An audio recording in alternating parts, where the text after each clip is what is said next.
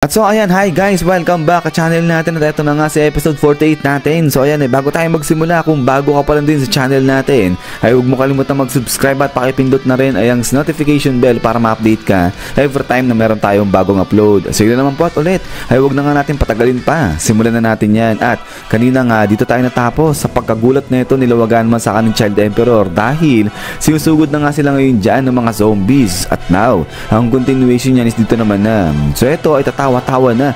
Ito si Phoenix Man at tinatanong niya ngayon si Child Emperor, ano raw ba yung sa tingin nito ni Child Emperor, nagagampanan ba talaga nga nito ni Phoenix Man yung kanyang pagiging Phoenix? At ito ngayon tatawa-tawa siya, sabay sabi niya nga dyan na salamat dito sa kanyang costume dahil sa bulong nga raw nito, so hindi may bulong itong costume dyan ni Phoenix Man. At ngayon ay nagagawa niya nga raw na ipakalat yung kanyang life energy at dahil rito nagagawa niyang buhayin yung mga bangkay. So dito sabi nga ni Phoenix Man, hindi niya nga rin daw maintindihan, hindi niya magets itong kanyang ability, pero ayan yung ability niya ngayon. So dito nga ay eto nga tuloy sa pag-atake itong si Child Emperor, ayun tuloy pa rin dyan itong pag-akyat ng mga zombies dito sa robot ni Child Emperor. At eto nga ngayon maya bigla siyang inatake, hinataw ng dambuhalang zombie na nga na to, pero yun dali-dali nasalag naman yan ni Child Emperor. At dito nga ngayon ay biglang para may kinagat itong si Child Emperor banda dyan sa braso ng kanyang robot at pagkatapos nga niyan is boom,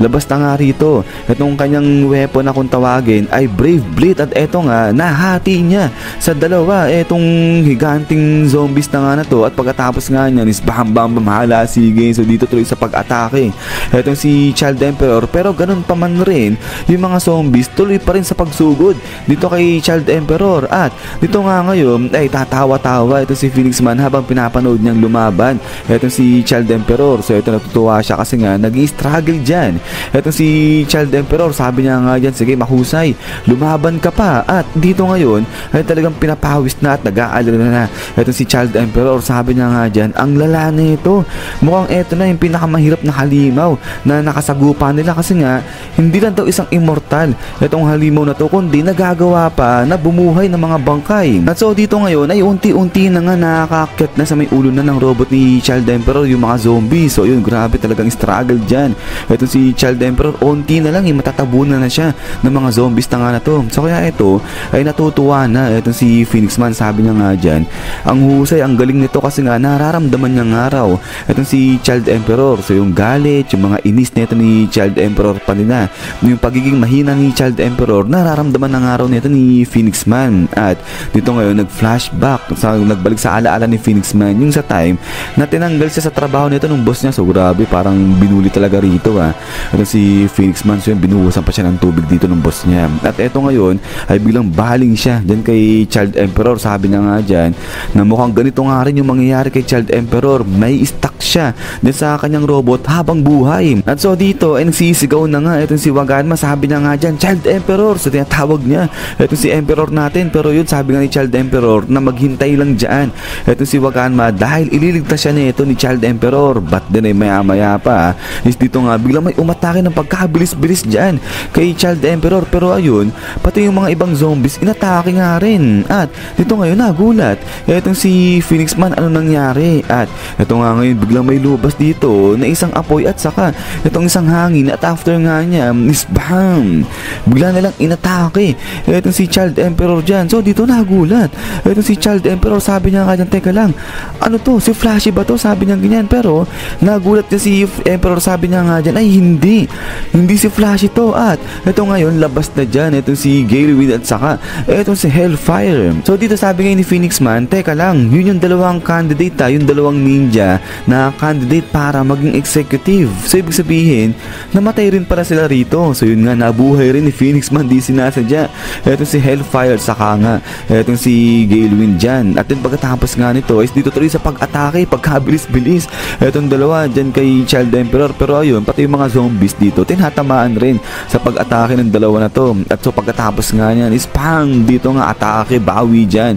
ito si Child Emperor, ayun nahiwa niya, ayun nahati niya ito si Gale Wind, pero hindi para si Gale Wind dito yung tinamaan niya. So parang nakalipat ka agad dyan ng pwesto ito si Gale Wind, at ang tinamaan ni Child Emperor itong isang zombie. At eto ngayon biglang humataw ng sipa ito si Gale Wind dyan kay Child Emperor. At then, eto nga ngayon, nag-aalala at nagugulat. Etong si Child Emperor, sabi niya nga dyan, teka lang, zombie rin ba pating itong halimaw na to? Kasi nga raw, sobrang lakas. Iba yung lakas nila kumpara dyan sa mga zombie na umaatake dyan kay Child Emperor. At eto nga, meron na lang 35 segundo etong si Child Emperor sa paggamit niya dyan sa kanyang robot. So kaya nga ito parang nagmamakaawa na dyan si Child Emperor. Kinakausap niya na eh.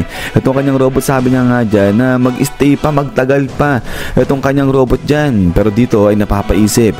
Itong si Phoenix Man, sabi niya nga kasi dyan, yung dalawang ninja na yon, referring kay Galewind saka kay Hellfire, nagtatagli sila ng matinding skill. Pero ganun pa man rin, natalo sila lang sabay dyan. So si Flashy Flash daw ba yung tumalo, yung tumapos sa dalawang ninja na yon? Ay kung ganun, dapat raw ay mas maging maingat itong si Phoenix Man pagdating dyan kay Flashy Flash. Pero eto nga, biglang lipad itong si Phoenix Man, sabi niya nga dyan, pero ganun pa man naman, sige, ay lumipad muna nga raw siya dun siya sa may itaas mag-o-observe. At eto nga, habang lumilipad dyan si Phoenix Man, ay dinudumog pa rin dyan sa may baba eto si Child Emperor ng mga zombies na binuhay niya. At so pagkatapos nito, ay eto nga, habang nakalayo na dyan eto si Phoenix Man, ay sa loob-loob niya, pakiramdam niya ay parang naging Diyos nga raw siya. At sa pamagitan nga ng kanyang ability na to, ay baka nga raw ito si Gyoro ay ibigay na sa kanya yung titulo bilang hari ng mga halimaw. At ito tuloy pa nga rito ni Phoenix Man na as long na nagtataglay nga raw siya ng endless life force at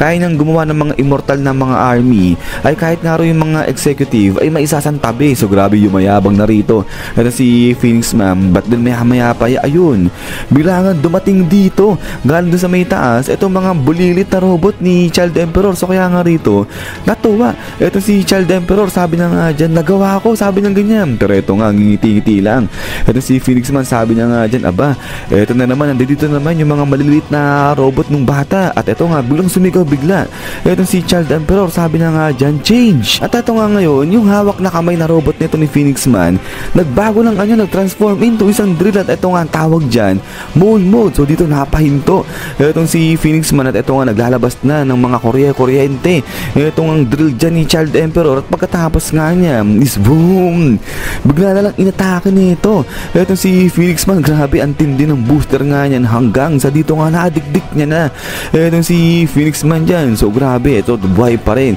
ito si Phoenix Man. Pero ito nga, nadidikdik na siya dyan sa may pader. But then ito nga, si Waga naman nahuhulog na. Pero dali-dali yung mga bulilit na robot ni Child Emperor ay ayun, pinuntahan na si Waganma para iligtas yan. But then dito nga, biglang sinipa ngayon ng mga bulilit na robot ni Child Emperor ito si Waganma. Sa tawag nga dyan, sucker shot. So dito, ginawa nila yan para mapalayo ito si Waganma dyan kay Phoenix Man. So dito, tuwan-tuwa lang ito si Child Emperor. Pero ito nga, dali-dali, winasak na kaagad dyan ni Phoenix Man itong drill na umaatake sa kanya. At ito ngayon, biglang nag-booster na nga rin dyan ito si Phoenix Man, dali-dali lipad siya papunta dun kay Waganma. So ito nga, parang nagkakarerahan dito itong mga brave, itong mga maliliit na robot ni Child Emperor, pati na ito si Phoenix Man papunta dyan kay Waganma. At then ay maya pa, ito na nga, 5 seconds na lang natitira dyan sa paggamit ni Child Emperor dyan sa kanyang robot. Pero ito nga, sabi ni Child Emperor, okay sige, 5